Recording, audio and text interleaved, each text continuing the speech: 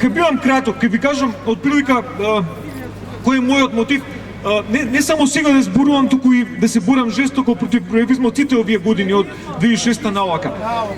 Со еден млад писател нек ни правевме муабет и се согласивме повеќе помалку дека слободата во Македонија е суспендирана и тоа подолго време. Но он кажа као па што е тоа слобода? Слобода не се мачка на леп, слободата никому не е потребна, народот не му е потребен.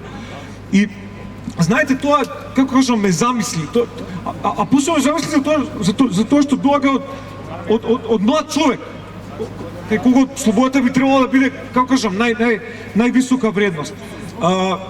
Мојот став е дека слободата не само што не може да се јаде и не може да се купува во ова време, нели, кај што е најважно нешто да се ждери и се да се купува, туку за мене слободата е воздух. Мислам, нема ништо, како кажам, ништо живототворно од слободата. Така што надвор од сите политички игри, надвор од судирот лево-десно, надвор од визиите за Македонија, ова е основно. Мислам, ако живееме во неслободно општество, немаме ништо. Јас со претходните соговорници кои беа сјајни и онака баш енергични, не се согласувам во е важен детај. Не е суспендирана демократијата сега пред 2-3 дена. Собранието беше само последниот, да кажам, во низата бастиони, а и тоа функционираше фейкерски, лажно, тоа беше привид. Падна сите можни институции, мислам, медиумите први падна. Судството падна, зарем судството е помалку важно од собранието. Собранието беше во голема мера привид, илузија. Ова на некој начин беше само, како да кажам, демаскирање на работите, кулминација на еден процес и добро е, мислам, што демократијата се враќа таму кај што е местото, барем јас така мислам, и слободата, меѓу народот и на улица. Знаете, државата не е мафијашка структура. Нас не навикнаа овие 6 години дека државата е отприлика нешто меѓу мафијашка организација и меѓу агенција за односи со јавност. И делумно, да речеме, предпријатие. Знаете, и така ја водат. И многу од луѓето мислат дека така треба.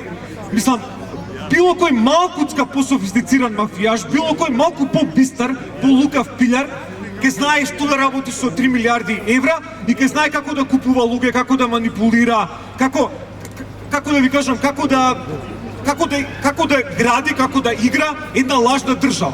И нам тоа ни се случи. Ние помислевме дека е тоа вистина и дека е стварност. Дека секој што е таму може да си ги троши парите како што сака. Така што мислам дека ова е важно, дека враќањето на демократијата меѓу народот, мислам дека гестот што го направи СДСМ е многу важен, не само за сегашниот миг, дека демаскира целата, како кажам, диктатура и тоталитаризам, туку е многу важно и за иднината, мислам. Нас ни треба ново осмислување на демократијата во Македонија. Ни требаат нови посериозни институции, стварно втемелени во слобода, во човечки права и во демократија, а не кои глумат и кои слушаат некакво диктаторче.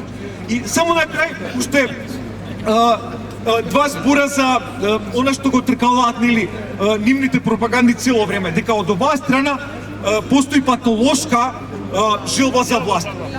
Знаете, сосема е обратното. Чиста патологија на владење самиот диктатор, а и целокупната, да речам, негова машинерија. Има ли поголем доказ за тоа од фактот дека сите, буквално сите институции, дури и најбизарните, како да ви кажам, културни домови или мали контролни државни институции, се под нивна контрола. Мислам, зарем не е тоа една неверојатна патолошка страст да се владее во секој детај?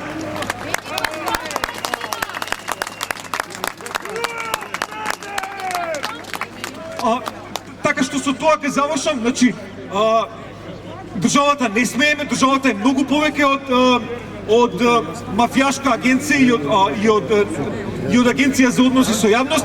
Треба да ја вратиме на луѓето, треба сите да се борат за она што според мене е темелно и што ја конституира секоја заедница, значи човечките права, слободата и демократијата. Ви благодарам што дојдовте и се гледаме и другите денови.